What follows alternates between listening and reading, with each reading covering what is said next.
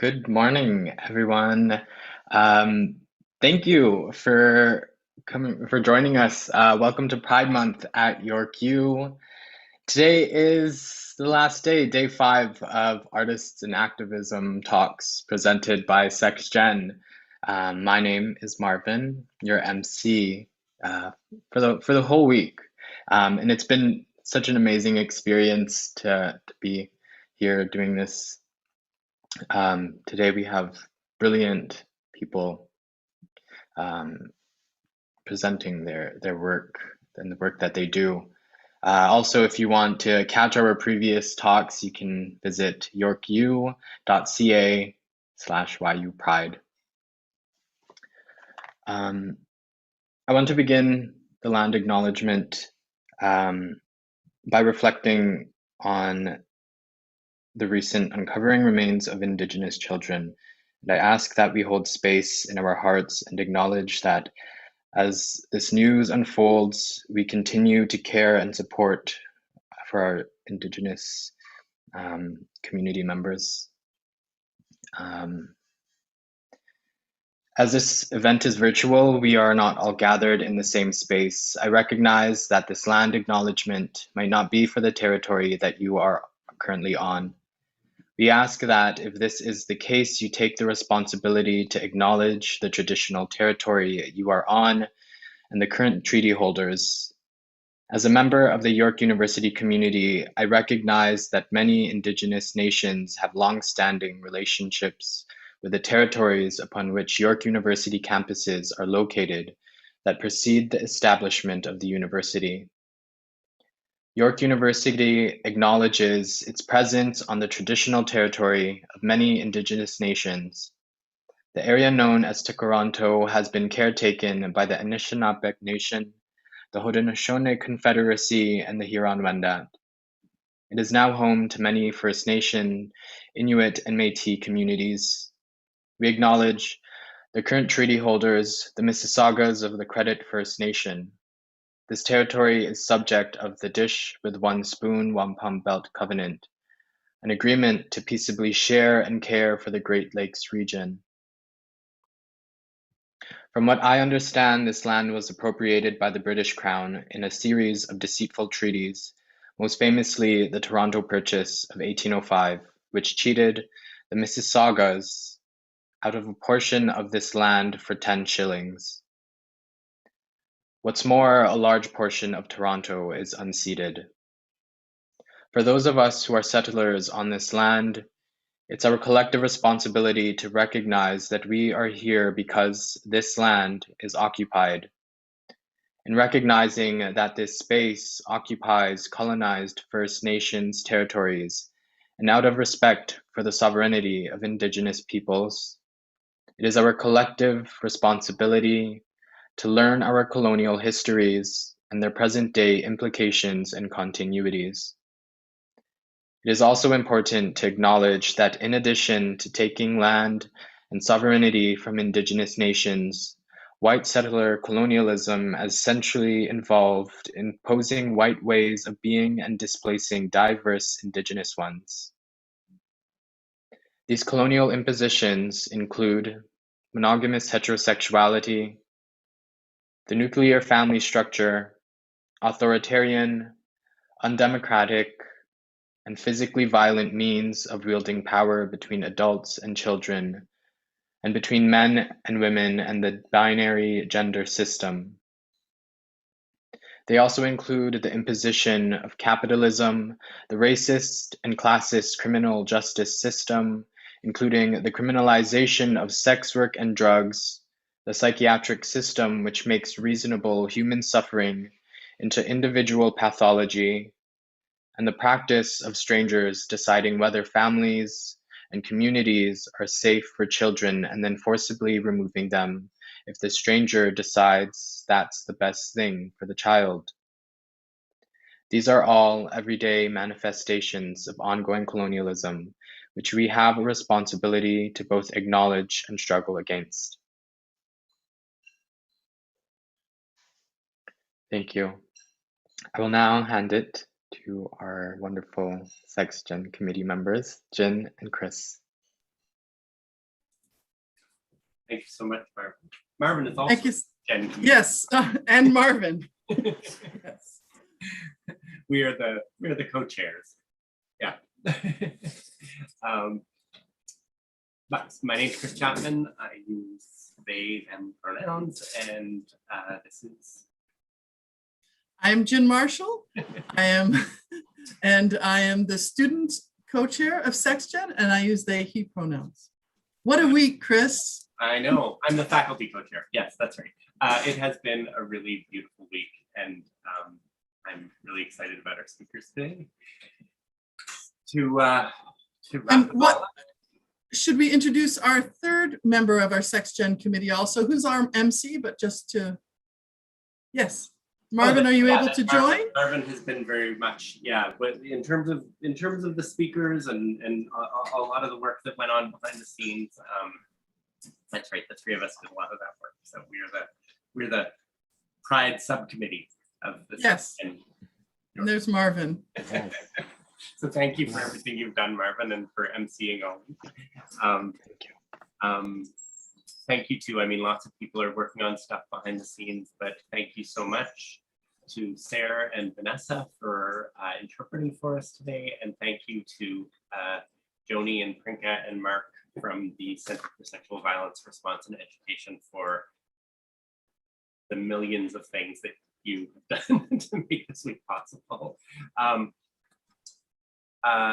Before we get started, we just want to let people know, I don't know, Mark or Prinka, if it's possible at all for you to put some sort of a link in the chat that would allow people to be able to find the videos from the last 4 days. This week we've had, before today, 8 wonderful speakers I'm going to see if I can remember them. On Monday, which feels a very long time ago, Raven Wings and Kylie yes. spoke. Yes. On Tuesday, we had Hannah Shafi and Pri Rahal. That's right. And on Wednesday. On Wednesday, that's a good question. We had Yiko and Alex Rivers. That's right. Thank you. I'm trying to figure out what days were what, and that means there's only one day left, and we had Cassandra Myers and Lucayo Estrella. That was yesterday. Yeah, that's right. And today? And today we are very excited that Kusha Dadui and Moka Dawkins are going to be speaking with us. So I believe I'm turning my micro. We have one more thing just to mention. Okay, that go ahead. During the week, the Center for Sexual Violence Response, Support, and Education has had amazing events that have gone on. On Monday, we had a safe space from 2 to 3. On Tuesday, they offered counselors. On Wednesday, there was an art therapy support group from 2 to 3. And on Thursday, there was a mindful meditation. So the center offers amazing resources and offered amazing resources for folks after this. And we'll have more folks to thank when we wrap up at the end. Yeah. Exactly. Yeah, we would not be able to do any of this without this. Okay. I'm going to turn off so that you can introduce Kusha. Yeah. Marvelous. I am delighted to introduce Kusha Dadui. Kusha uses he, they pronouns and is a trans-masculine person of color who came to Canada as a refugee 25 years ago. Kusha has worked in queer and trans community for the past 20 years in frontline work. Kusha's main research and work is on trans refugees, incarceration, and Kusha is passionate about prison abolition and abolition. We welcome you, Kusha. Hello, thank you so much for having me. It's such a pleasure to be here. I'm just gonna start. We live in a world that does not include us or see us, and where our bodies are seen as wrong. I want to tell you this: our bodies are not wrong. It's the world that cannot hold our beauty. How do we change this world? How do we make ourselves and each other free? By taking care of each other, by holding each other accountable with compassion. Sorry, just 1 second. Thank you. My apologies. Okay. By intentionally making sure none of us is left behind, and that none of us is left behind is not just a slogan. What I really want to talk about today is a future for us, a future where trans people are thriving, not just existing. And that happens by understanding that our trans liberation, as Harsha Valio beautifully puts it, cannot happen without a reaffirmation of Indigenous nationhood and thinking about a world that affirms kinship to and with Indigenous nations of this land. This reimagining is possible. Creating a world where there is no carceral system, but accountability and compassion is possible. We have already found ways of thinking about accountability that transcends carceral states and borders. Many trans folks are already creating that reality. Our role is to see and uplift those realities. Our role is to create mutual aid opportunities where we can support each other outside of a system that consistently is failing us. Our struggle calls on us to imagine a world in a fundamentally new way, to dismantle the settler colonial capitalist white supremacist system brick by brick. We are already seeing this as the statues of the most violent colonizers are falling. This all is a part of not only reimagining this world, but manifesting it and making it happen. A world where we are able to get all we need without a system that shames those who are fighting to get their basic needs met. Dismantling the system starts with police and prisons, shifting the blame from the most marginalized for criminalized and turning the gaze to white supremacist system that is bringing violence on us every day. A system that gaslights us by allowing us to serve in the military and the meaningful hate crime laws when we know that the military is killing our trans siblings around the world and legal rights are not afforded to everyone equally. If they were politicians, and this is an example of that, legal rights not being afforded to everyone equally, if they were, every politician would be in prison. A system in which our trans siblings take their own life because of lack of services. That's not that, that's systemic killing. A system that closes its borders to trans refugees during a pandemic, and a system in which we are told we are impossible, we do not exist, we are incomprehensible. We are dying, left out and left behind in this system, but we have made us possible. We are dismantling this system, but our true liberation will not happen until Indigenous lands are given back, until our trans siblings in Palestine and all over the world are free and out of prisons. I promise you that day is close because we are understanding that our liberation is tied to each other. And I want to end by a quote by Lila Watson, who's an Indigenous scholar. If you are here to help me, then you are wasting your time. But if you are here because your liberation is bound in mine, then let us work together. Thank you so much.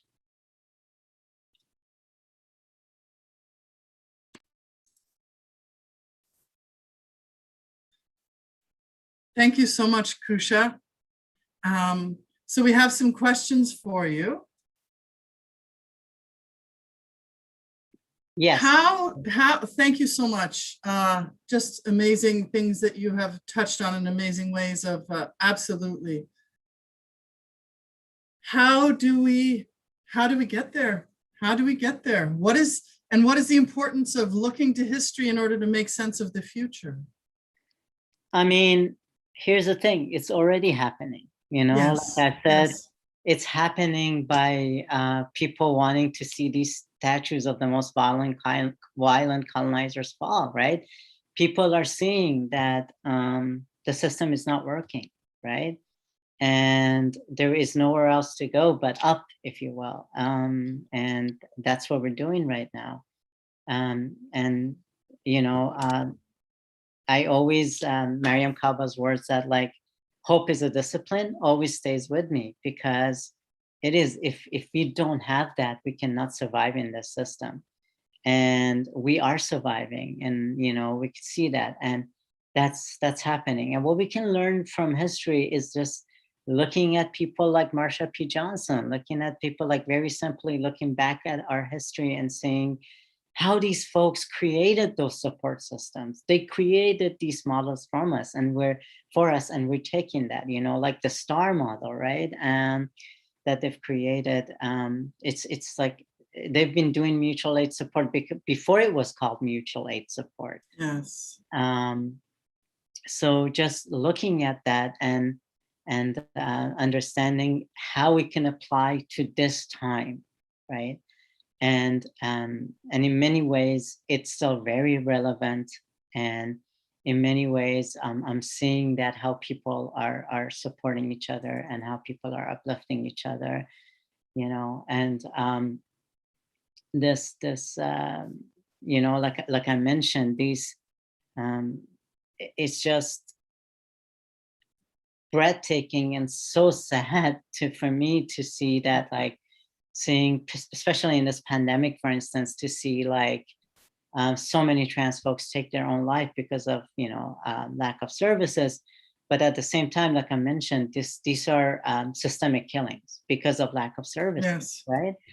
And to me, I'm also seeing how people are rising to support each other any way that they can.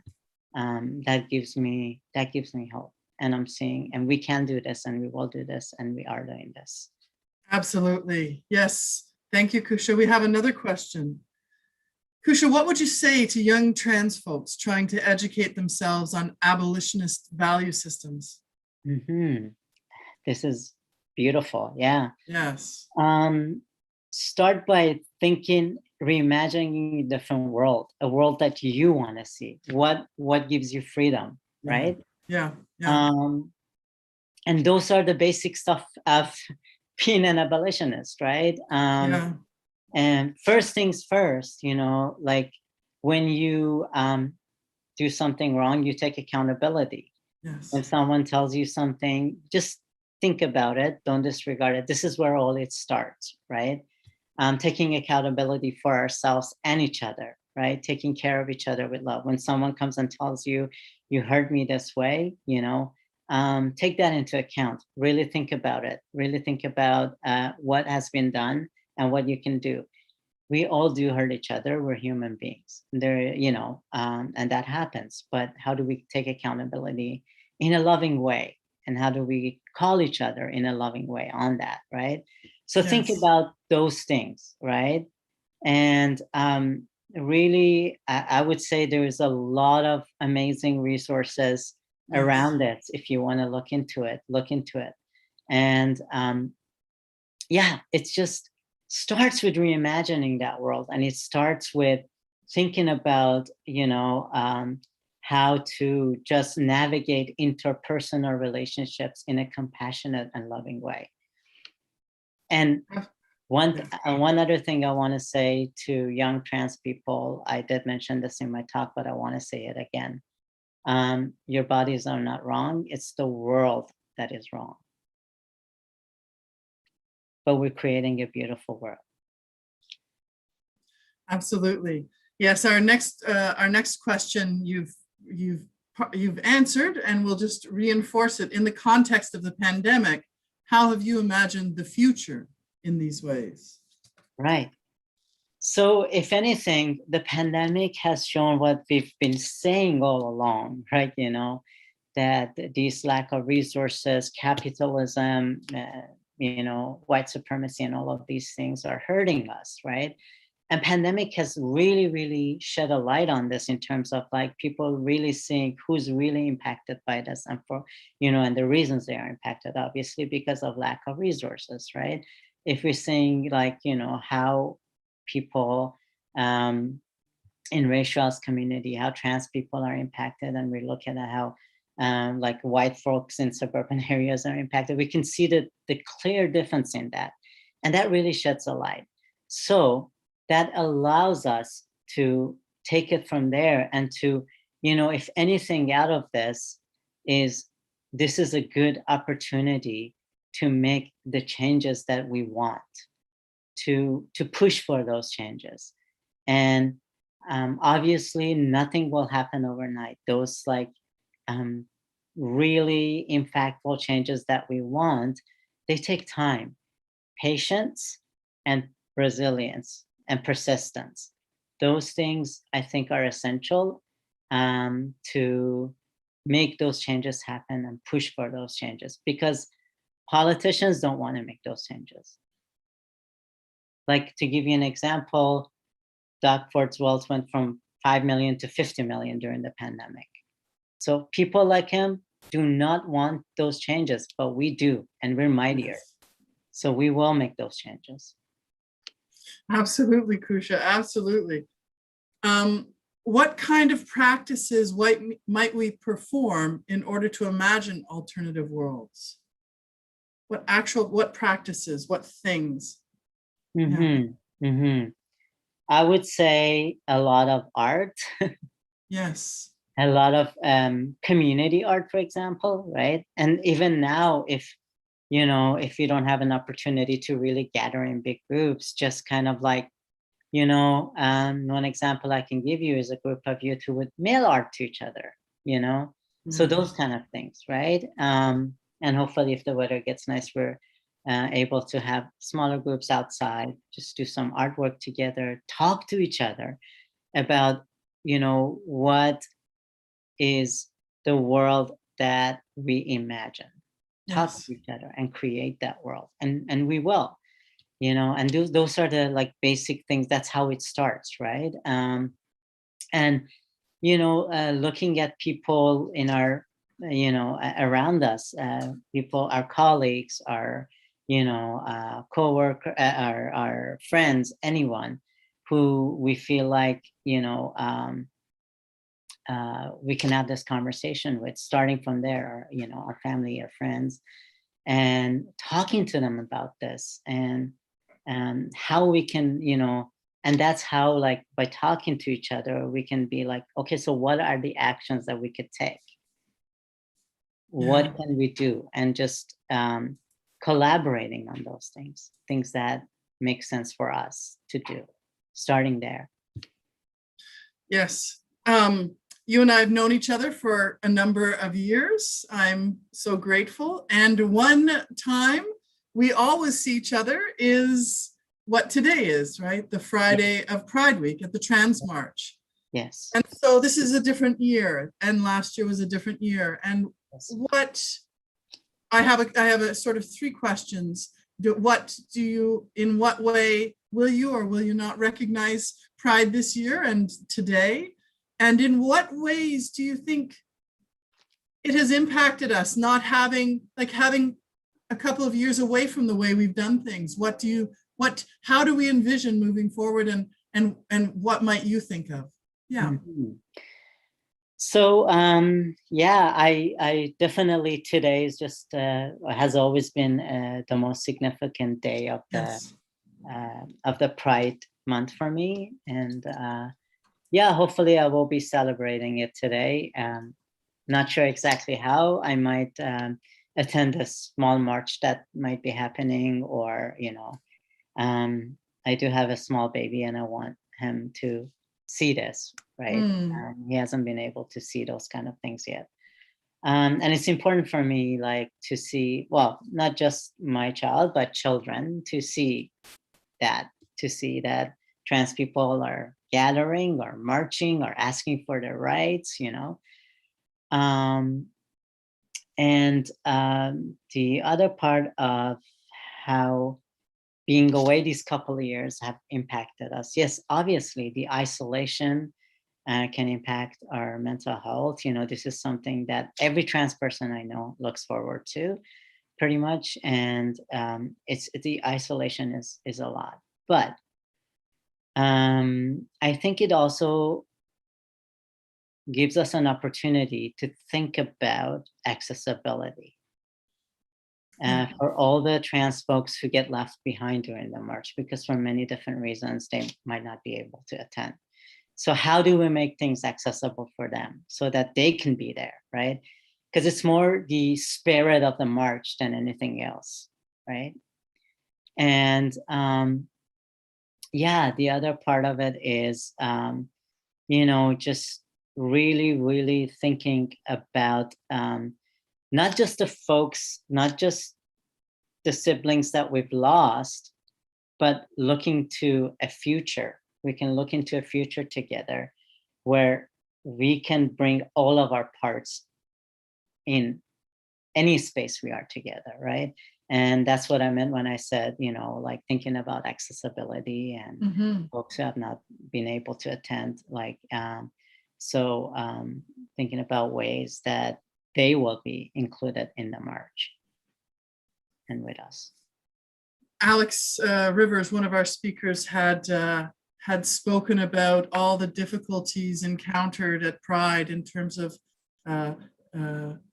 navigating accessibility.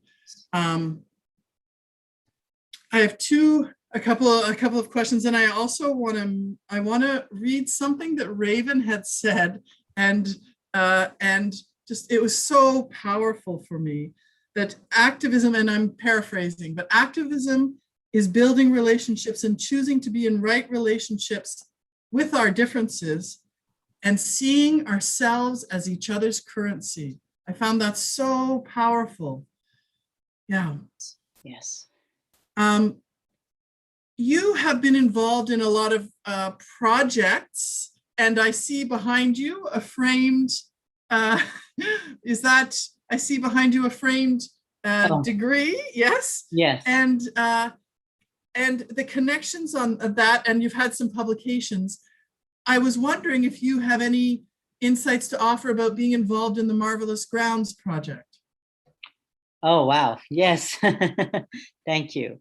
That was a lovely collaboration. I was able to write a chapter about something I'm really passionate about, which is experiences of trans refugees. Well, I came here as a refugee myself. I mean, I did transition later in life, but working with a lot of trans refugees, I've seen the particular barriers that they face. So I was very excited to be a part of that. And I wrote about those experiences. And, you know, I've always did think of Canada as a settler colonial state. And, you know, even a little bit after I got here, first as a refugee, I was like, maybe I should be grateful I'm here, you know, and then like I thought about, hey, it's okay to challenge all of this, right? But then when I started doing work around that, like before the chapter, but when I started doing work with trans refugee, I really noticed that how Canada tends to want to put itself on a pedestal in terms of like LGBT rights and refugee rights, where the reality is completely different. Yes. And especially now, in this time, it's so important to push against that and ask for more, ask for better, because we deserve better, we want better. And it's very clear, like I mentioned, with the pandemic, with the things that are going on, it's very clear that, you know, it's not the safe haven that it claims to be, right? In terms of like these experiences. So I was able to talk about that, and I was really grateful to be able to do that. Are there any other ways or recent projects that we should know about, or ways we can support you in your work? Thank you. Yeah, so I am working on a trans mutual aid program right now. There's a Facebook page which I started. It's called Trans Care Bears. So it's for trans folks who can offer support and who need support just to be able to connect. So I am looking into possibly trying to take that and make it more concrete and create more support around that, because this is something that's vital at the moment, and this is something that we need. And for me, one of the things that I have learned is you do not look into the system for support, you look outside the system, and you look into each other for support, and you uplift each other for support. So that's what I'm trying to do with that. Yeah. That's fantastic. And what is the name of that Facebook group again? Trans Care Bears. Great. I'm a part of it. Yes, it's fantastic. Kusha, is there, so in as we're wrapping up, what message, what shall we ask folks? What action to either support you or support the work? What final message might you have for folks? I think it's mostly about supporting each other rather than supporting my work, right? Yes. I think, you know, like I was saying, we always talk about like, we don't want anyone to be left behind. None of us are free until all of us are free. And that not just being a slogan, actually practicing that, right? So, you know, for instance, getting involved in it's very simple. Writing a letter to a prison, for example, prisoner, connecting with them, you know, that's just humanizing people, right? Yes. In some ways. And, you know, small things like that, that absolutely goes a long way. And, you know, sitting with each other's differences in a compassionate way, you know, it's very easy to kind of sit and talk to someone who like is on the same page with you on most of the things, but actually like seeing each other's differences, sitting with each other and understanding what those differences are, and with compassion and love. And that's how we can create communities and support that's concrete, you know, that can actually get us somewhere. And I do believe that that's where we're going. Wow. Kusha, from all of us, we are so very, very grateful. Grateful for your messages, grateful for you, and I am personally grateful that you are in existence. So thank you very much. Many thanks to you and everyone else involved in this. I am very grateful to be here. Thank you. Marvelous. And now Marvin will, oh no, I will pass it to Chris, my co-chair. Thanks so much, Jen. I have the honor of welcoming Moka Dawkins and introducing her to you all. I have a bio that I'm going to read. At the very end, I'm going to say some Instagram and Facebook site, as well as a place to make donations, which I'm posting in the chat right. Why not? I'm posting in the chat right now, but I will say that as well. Moka Dawkins is a leading Black and Indigenous trans activist in reparative culture, franchisement, trans rights, Black Lives Matter, and many other community digressions.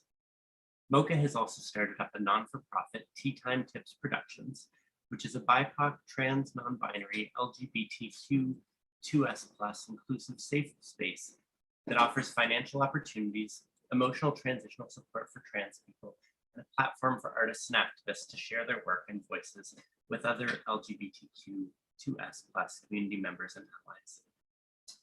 You can follow them on Instagram and Facebook at Tea Time Tips, and that's in the chat. And you can also support donations made either to www.gofundme.com/justiceformoka or www.paypal.me/teatimetips.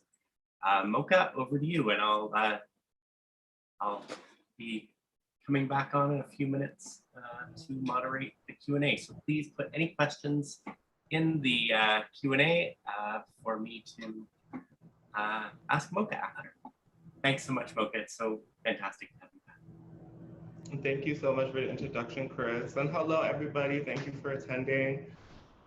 So today I wrote a few words that I'm going to share with you guys, just so you guys know. So I will be reading and also adding in my thought to what I wrote. So if I seem like in two places at once understand where I am.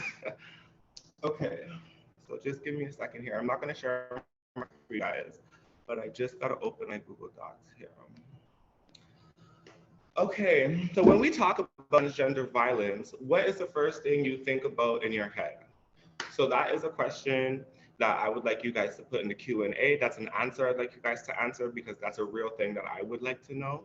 So the question is, again, when we talk about transgender violence, what is the first thing that pops in your head?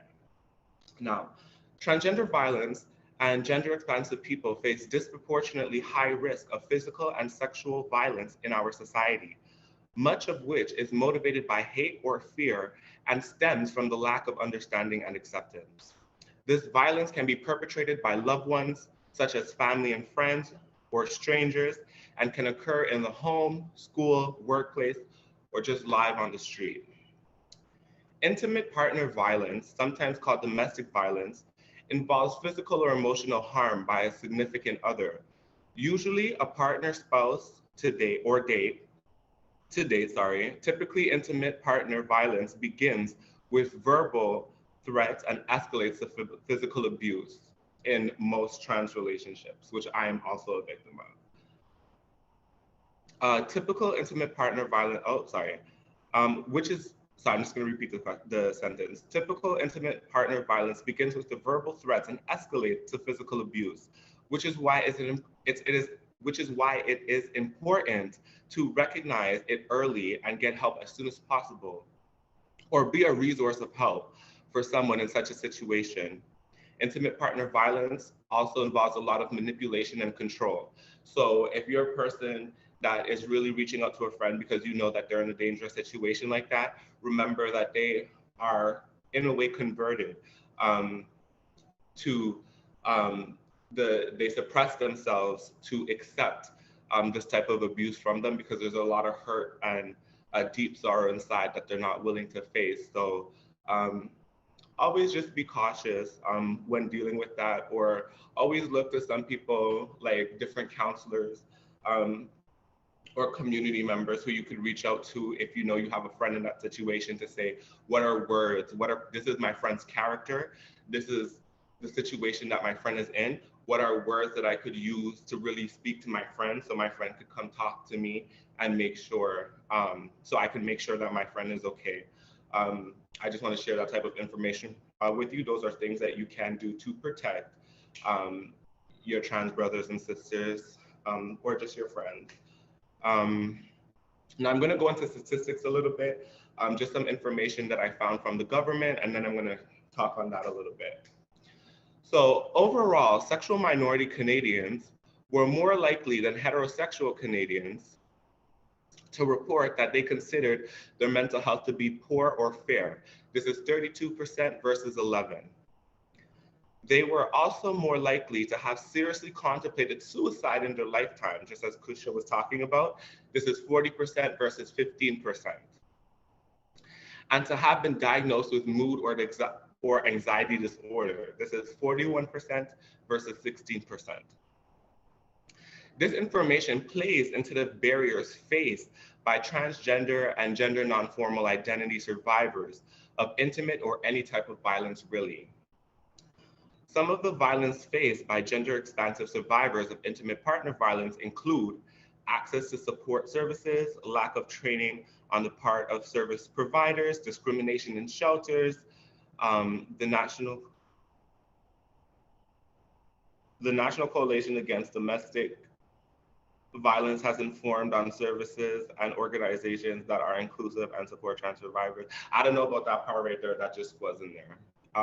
But the lack of barriers for gender non-expansive survivors and survivors of intimate partner violence, again, are these barriers are access to actual support services, lack of training on the part of service providers, and discrimination within shelters and other organizations.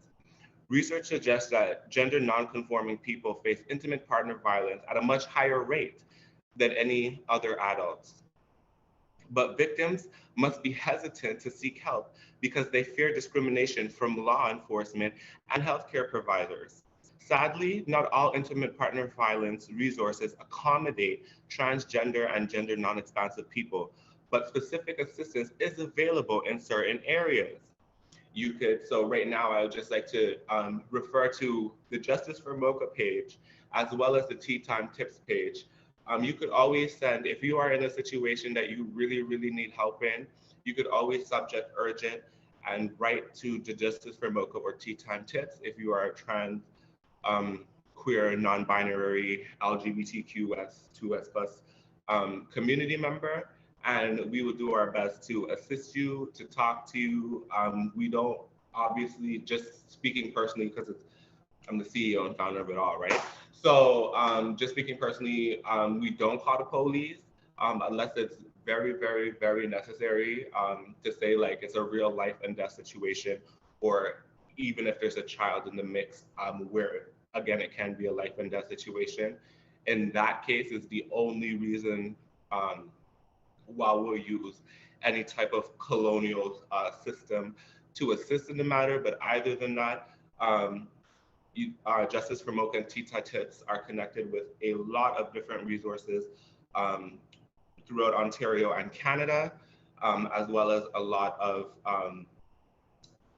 academic institutions, and whatever works best for you in the communications between us and in the assistance you need is the best way that will guide you to safety. Moving on from that, I just want to say another place of discrimination that a lot of trans people seem to face a lot of discrimination is in the workplace. So 26% of transgender and gender expansive adults report being fired because of their identity. Because of their identity, gender non-conforming people face such extreme job discrimination. Some turn into sex work as a last resort because they're unable to find work. This puts them at a greater risk of physical and sexual violence. According to a survey in 2008, the survey was done by the Safety in Public and Private Spaces, the SSPPS. An estimated 1 million people in Canada are sexual minorities, and they reported that their sexual orientation, which either is gay, lesbian, bisexual, or as a sexual orientation that is not heterosexual, representing 4% of the population in Canada, 15 years of age or older. Sexual minority Canadians were also more likely than heterosexual Canadians to report experiencing, again, inappropriate behaviors in public. This is 57% versus 22%, and online, 37% versus 15%. At work, 44% versus 22%. And this is in the last 12 months preceding the survey. In the last 12 months preceding the survey that these statistics were generated by the Government of Canada. So that's all the reading for my day. I really hope, understanding the numbers of the population for the trans community and the LGBTQ community overall, they just categorized us from hetero to LGBTQ. But even though it's a small populative number in Canada, but a very big populative number within the community where we have these distressors and barriers. So I hope you really pay attention to that and really understand in your education. When you talk about allyship, it's about what is being a good neighbor to someone, not just saying Black Lives Matter. And that's something that I want to say. Thank you so much for your time. Thank you so much, Moka. I'm getting some questions here that I'll bring to you. One just came up that I had them ready.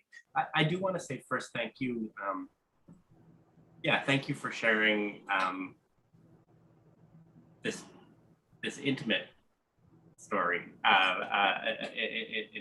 or I guess locating in that way. That I think that's really important for people to hear.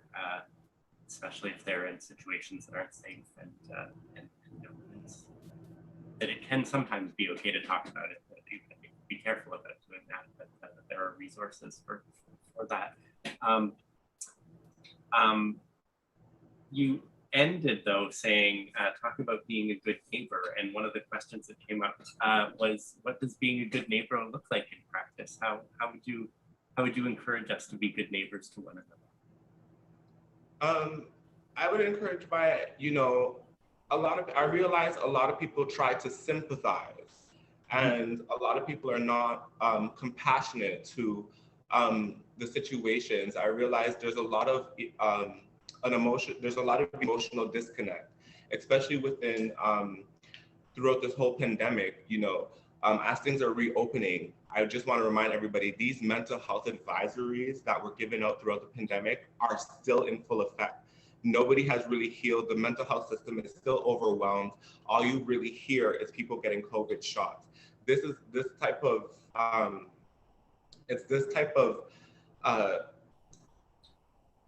recognition which needs to be brought forth, because it's these advisories in which really endangers the trans and LGBTQ+ communities.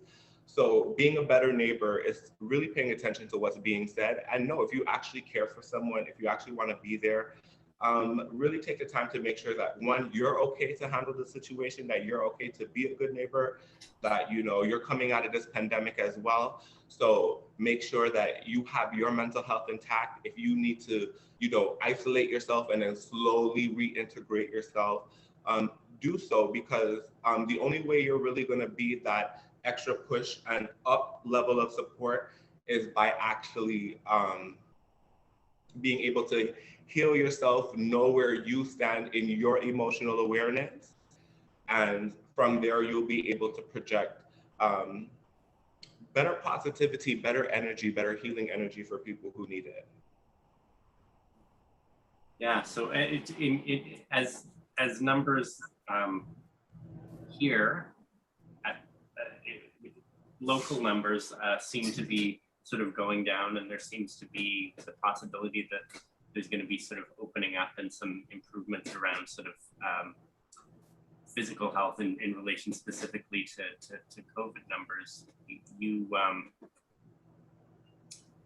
You're sort of encouraging us all to also be paying attention to people's emotional well-being as well, and that yeah, especially your own too. Yes, for sure.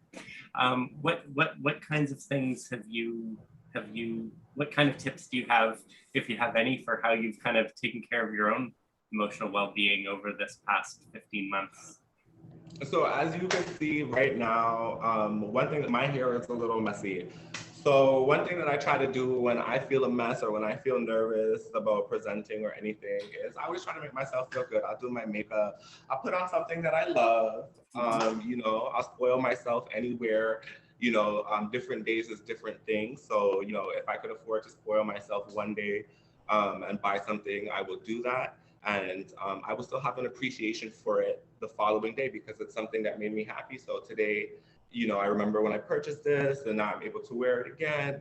So it's just a happy space that I'm able to kind of release some of my frustration. So instead of really, I feel like in this, with my generation growing up and the generation coming up after me, I find, you know, there's a lot of social media influences on body appearance and stuff like that. So everybody's more focused on just really trying to look good. Again, if that's something that's good for you, like if that's something that makes you happy, that's a safe space for you to do so. But one thing that I do is I always leave a little part messy because I know I'm imperfect. And, you know, I just really try to embrace it. You know, there's nothing wrong with being imperfect. So I don't really brush out my hair. I'm not really good at gluing it down or, you know, whatever the case may be. So I let my messiness and whatever's stressing me come out that way. Like when I put it on, because my hair won't be flat, like if I use a straight iron, oh, I don't care. 2 brushes of a stroke, my face is beat and I have my beautiful sweater on and I'm ready to go. And that's how I beat my stress. Thank you so much. There's a number of questions sort of about the relationship between sort of the pandemic and political action. And well, maybe I'll just start with that. I think there's going to be a bit of a theme here, maybe around tea time tips a little more, but I don't need to. I'm not leading you. It's where I imagine we might end up going. But I guess maybe I'll just start by saying, how has your political activism changed over the last year as a result of the pandemic? Or as a result of anything else? I mean, you can talk about whatever you like. Yeah. Political activism, my political activism is more in defundment of police and prison abolition. It is not directed to any specific party, nor do I have relations with any specific party. If it was really up to me, I would say fuck voting and fuck you all, because all you are is a representation of that colonial settlement. I feel personally, like with land acknowledgements and stuff given, which is supposed to be like showing reparative acts, they're not really reparative acts from the government. So my political work is a little different. I try not to intertwine in that type of ignorance, because that would just set me off. Like, when you're talking about like the undiscovered, rediscovering 215 children who died how many years ago, and nobody said under what circumstances, and you have all these political leaders that want to come up in the next election. You have the Liberal Party, you have the Green Party, you have the NDP, you have the People's Party, and not one person care to do an investigation, or they're not sharing any autopsy reports on these bones or anything. So the news that I have, I've never received it. I never heard anything. Nothing popped up on my phone from CNN, City TV, nothing.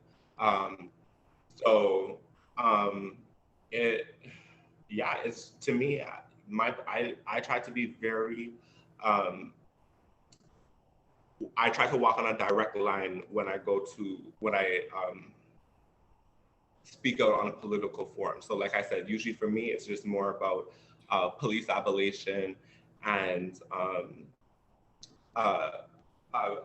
prison abolition as well, and defundment of police. But the effects that I faced, the barriers, unfortunately, like, I don't know what it is for me, but when I'm around community, like when the marches happen and when everybody takes to the streets and they're voicing their opinion, for me, I feel the energy, I feel the love, I feel, and I'm just like, for me, it's a strong PowerPoint of what we actually stand for when we actually come together like that. And like, to like kind of stand up and watch it on, like, say I'm on the upper level and I'm watching down on you guys, like walking the streets and stuff. It's very beautiful to see. Like, it's actually really, really, really beautiful. So that's one of, that's a barrier that I have, is not being able to be in that type of energy, not being able to advocate more, to feel the fire of others, and then, amplify that, emulate that, through, whether it be written reports to the government or signing petitions or stuff like that. That's been the barrier for me, really and truly. Yeah, and I don't know the timeline for tea time tips, but is there a relationship between sort of not being able to gather as much in person and what inspired you to create what it sounds like to me is sort of partly an online supportive community? Is that correct? With tea time tips, that part of what you're doing is using technology to be able to connect people. Is that correct? Or I guess maybe I'm using technology just to give advice, lifestyle, and health advice to trans people, as well as, like I said, if they need support, they're free to inbox us and message us, and we'll do what we do. We will do what we do to the best of our abilities to assist. But Yeah, like if it connects people, that's great. I didn't start a forum, so I don't know if people are connecting from it or not, Okay. to be honest. But yeah, if people are, that's just an extra blessing on top of that. Mm-hmm. Mm-hmm. And is there for you, is there a connection with the work that you're doing through Tea Time Tips and work to abolish the police and the prison system? So usually I try to leave like political work with the Justice for Moka campaign and lifestyle and health and lifestyle tips for Tea Time Tips. I try not to intertwine it because sometimes like it's good to have a space where, you know, this is happening in the world, like this was happening politically, this is where we are in fighting for advancement to, you know, when you go home and you're like, oh, such a long day, but like, you're so stressed out about the day and you just want to unwind and you just kind of figure out like, well, what can I do? I need help with my transition. That's another stressor. So that's where Tea Time Tips is, that kind of relief, that type of breath of fresh air for you. Okay, thank you for that. There's a question, this is a big question. I'm gonna read it out. Hi Moka, how do you reconcile existing within oppressive structures while also trying to change them? Understanding that we don't have full autonomy when we're not in decision-making positions systematically. So Could you repeat the question, sorry? Yeah, how do you reconcile, I guess, that we all live within oppressive structures while we're also trying to change them, and sort of understanding that we can't,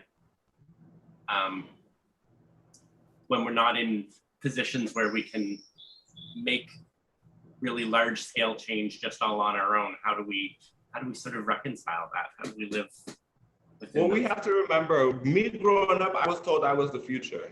I don't know about you guys. So, you know, and this is something that is being emulated to, you know, the kids, which our generation is providing today. They're our future. So when it comes to reparative acts, especially when dealing with suppressions, the first thing that I would suggest is learning from your household. So learning from your grandparents while you have the opportunity, learning from your great aunties and your great uncles, really making those connections, which are really who you don't really communicate with. So you could kind of understand, one, your heritage and how your family got to where they got. Because don't forget, there's been a lot of popular conversion since World War II. When you think about since the First World War, really and truly. I remember, you know, it was my grandmother sharing stories with me as I was curious as a kid asking, and she was explaining situations, telling me stories of her parents when she was growing up, because they had passed away early when she was at a young age. And, you know, it's very true, like for Black people, you know, when it comes to the military, and I heard some comments, somebody speaking on, you know, the ungiven treaties that weren't given treaties that were respected by the British and the Canadian government. When I say the British, obviously I mean the crowns, the royals, and stuff like that. Mm-hmm.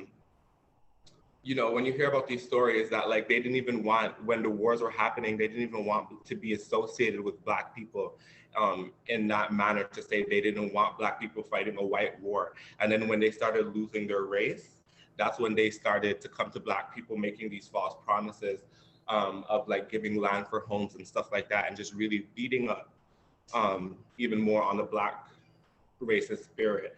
And you know, advancement for the future.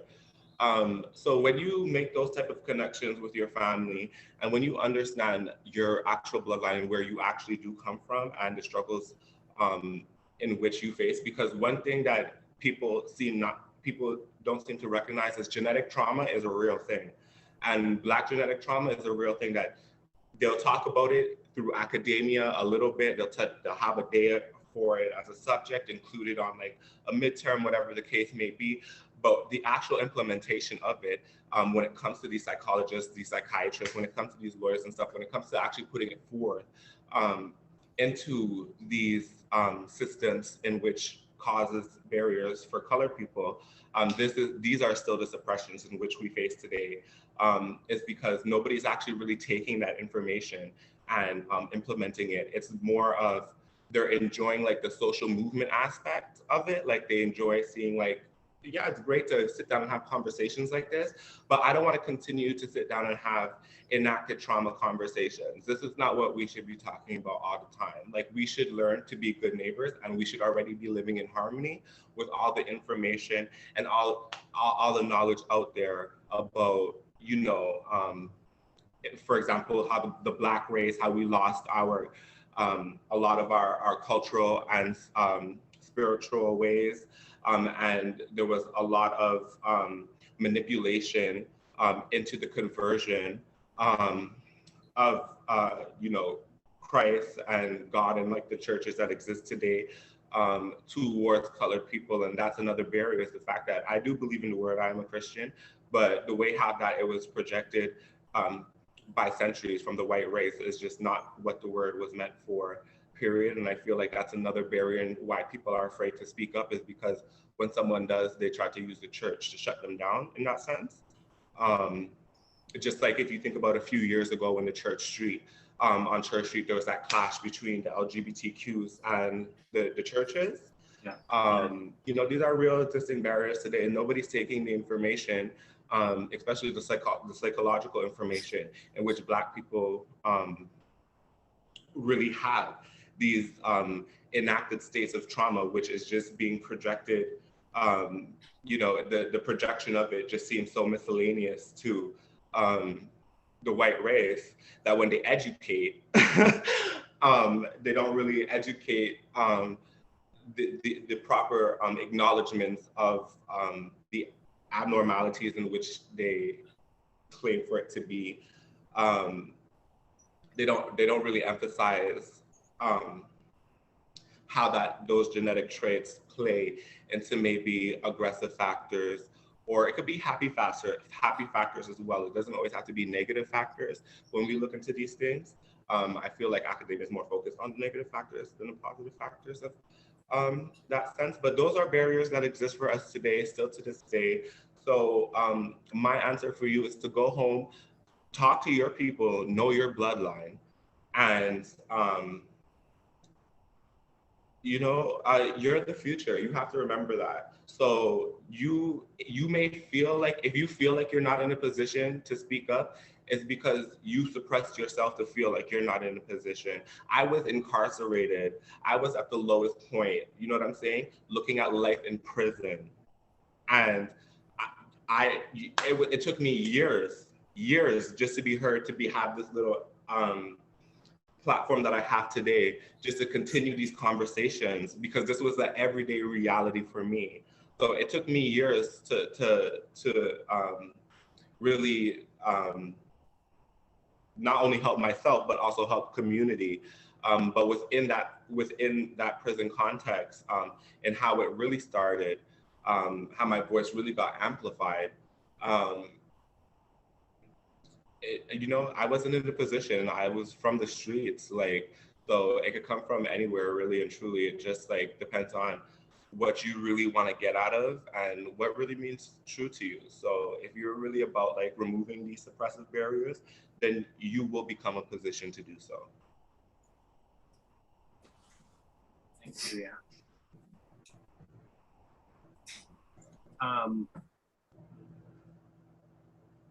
How, maybe you okay for one more question? Yes, yeah. Yeah. Let me think. What's one that's there? Well, how do you see how would you recommend that people get involved in? I'm going to do a two-part question. The question here is how can people get involved in prison abolition? And then I also wonder though if maybe why don't we start with that? I don't need to confuse things. What are some relatively concrete ways that people can get involved in prison abolition? I would say some strong, the Justice for Moka campaign, you could always reach out, but I will probably direct you to a stronger foundation because we're a startup, right? So we're still starting up. So I'm not as strong as other organizations, but I won't let you guys fall.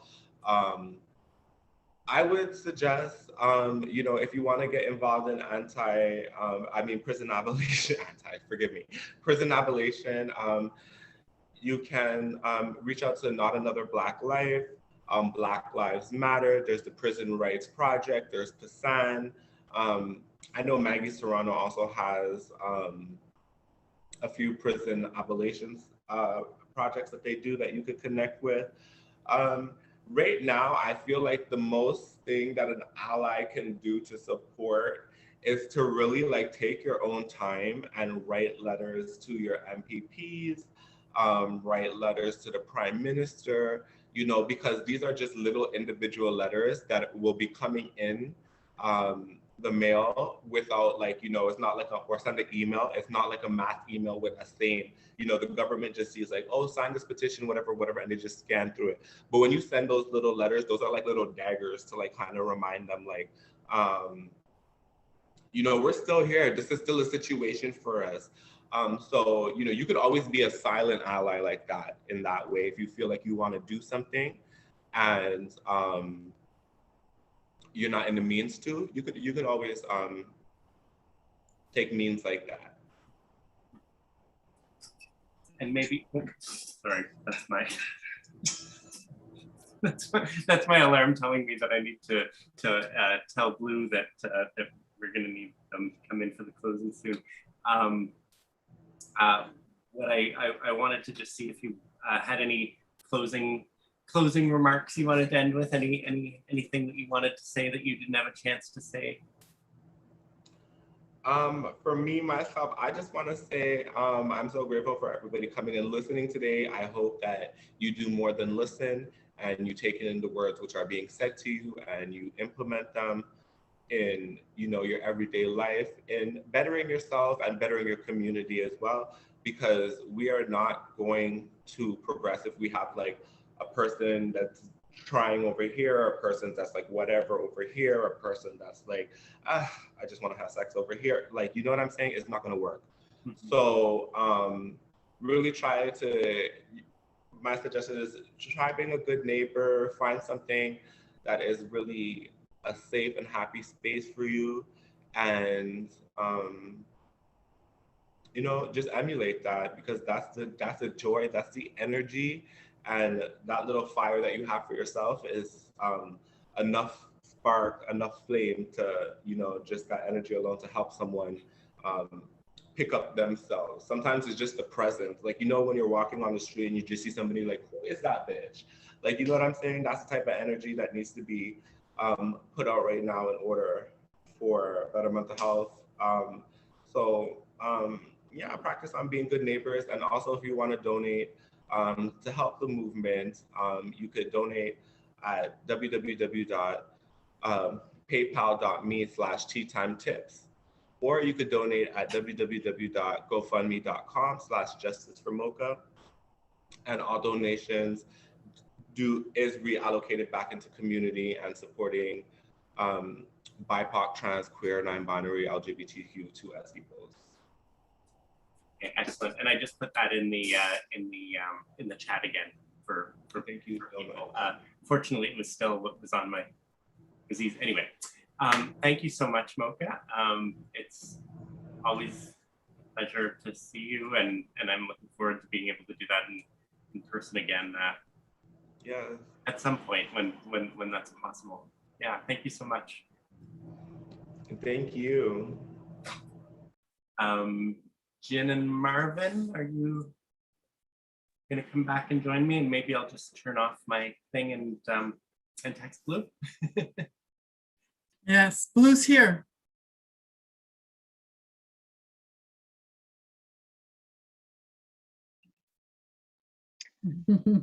Thank you. Thank you to Moka. Thank you to Kusha. This week has been so very enriching. And like especially with everything that's been going on in the news, there's a lot of rage. There's a lot of all these complex feelings that, taking this time to be with everyone here has given me so much hope. And listening to Kusha, who tells us, it is the world that can't hold our beauty, and from Moka, who says that, who tells us that we are the future. It sort of reminds me that, in moments, in turbulent times, I think, showing up. That's what it takes, is to show up for the community. And before I sort of wrap up my emceeing of the week, I just want to put a link to a rally that will be taking place on Sunday at Nathan Phillips Square, presented by No Pride in Policing Coalition, and co-sponsored by No More Silence. This will be taking place on Sunday, so I'll just leave that in the chat for everyone to take a look. But with that, Jin, thank you. Thank you so much, Marvin, and thank you to our SexGen committee. Marvin was both on our SexGen committee and took the job of being an MC and did it so beautifully always. Thank you, Marvin. Yes. Thank you, Marvin. Chris, how shall we do this? Do our thank yous first and then our public, our remarks and move on, or how shall we manage? Sure. Yeah. Yeah. Amazing. Do you want to split the thank yous? Which do you want to do? Oh, yes, Blue. Blue. We can't hear you. Oh, you're muted. Sorry, if you don't mind, I would like to do your closing for you so that people get that before they leave.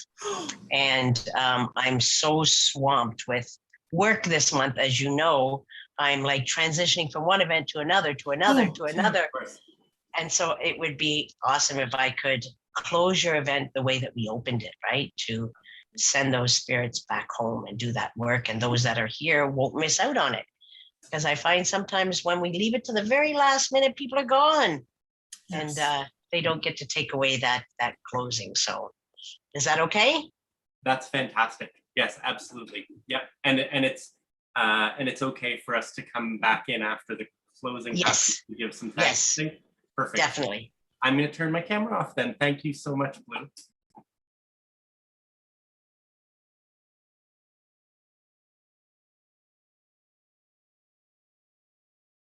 So are we good to go? Yes, go ahead. Yep. Thank you. So at the beginning of this event, this beautiful information that you received, we called in those ancestors that are gone on before us and those that are yet to come and help us do this work in a good way with kindness and gentleness and compassion, and expose us to knowledge, to help us unlearn, to help us to learn. And so as we call them in, we also must send them back to where they stay, so that when we need them again, they'll come and they'll sit and they'll be with us. And this is very important because it's not a land acknowledgement. Our land acknowledgement is always separate. It's a calling in. It's a calling to those that have ability that we don't have as mere human beings, to come and help us do this work, to help guide people into our journey, and to bring people to walk alongside of us so that we can continue to walk forward in a good way, always unlearning and learning and sharing with each other. And so we have to acknowledge them, and that we do through like an invocation, inviting those spiritual beings in to help us do this work and do it in the best way that we can. And so when we invite them in, we have to send them back. We can't just leave them here, because as human beings, they would be guiding us all over the place, and we wouldn't get that rest that we need as human beings to process all that information that they would guide us to give us all that love and beauty and gentleness and compassion.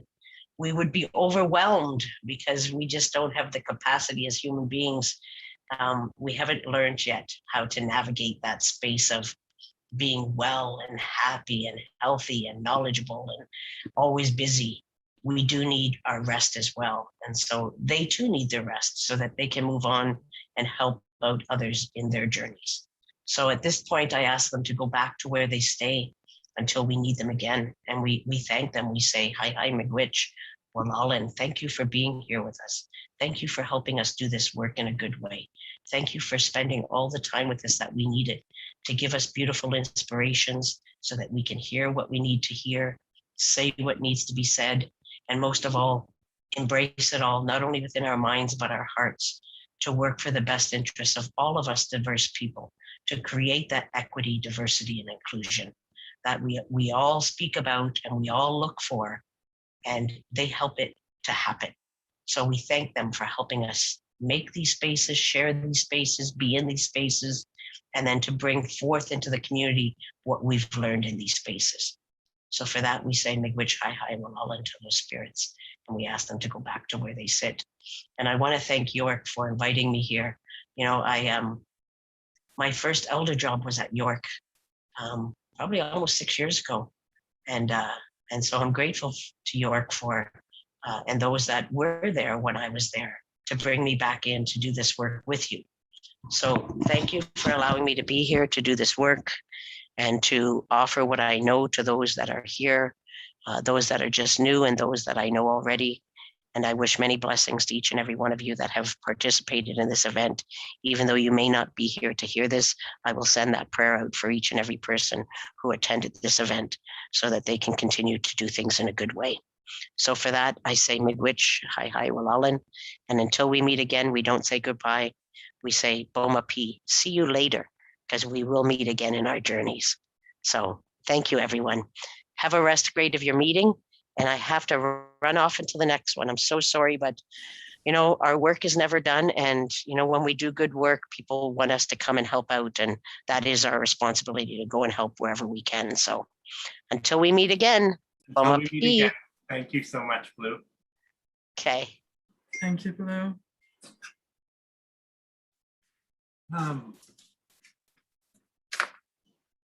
Great. Wow.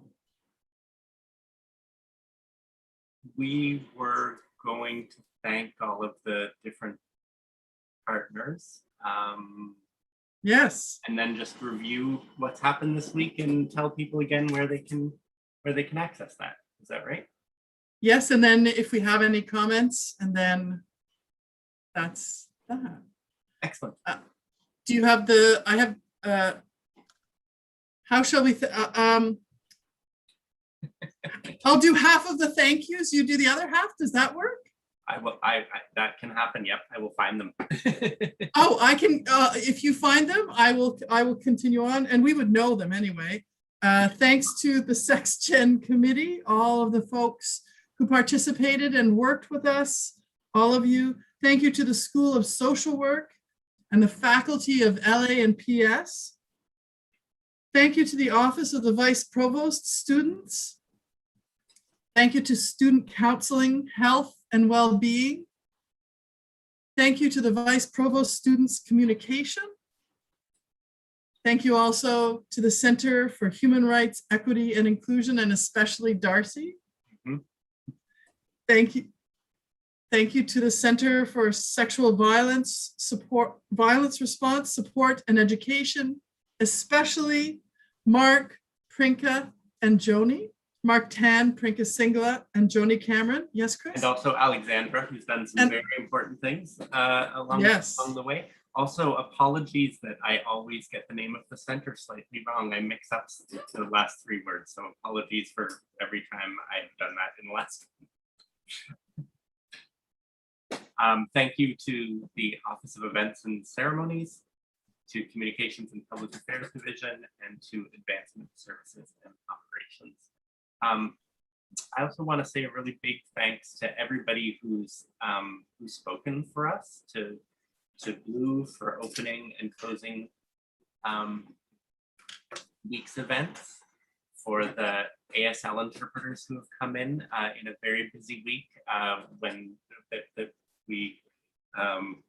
who said yes in some cases in a very last minute kind of way, and we're really appreciative for that. To Marvin for hosting, to Jin for always being fantastic as a co-conspirator or co-chair, whatever the title is. And to all of the folks who are involved with SexGen or other parts of the university who have usually it hasn't been Jin and I doing the introductions, it's been other folks who have come in and done that. So thanks to all of them. Shall we go through the actual speakers that we've had one more time and remind Absolutely. where to find that? So I don't know, Mark or Prinka, if you can paste that in the chat again, where people can find the video recording. So today's will probably be up shortly on the site that someone will put in the chat. And thank you to Kusha and Moka again.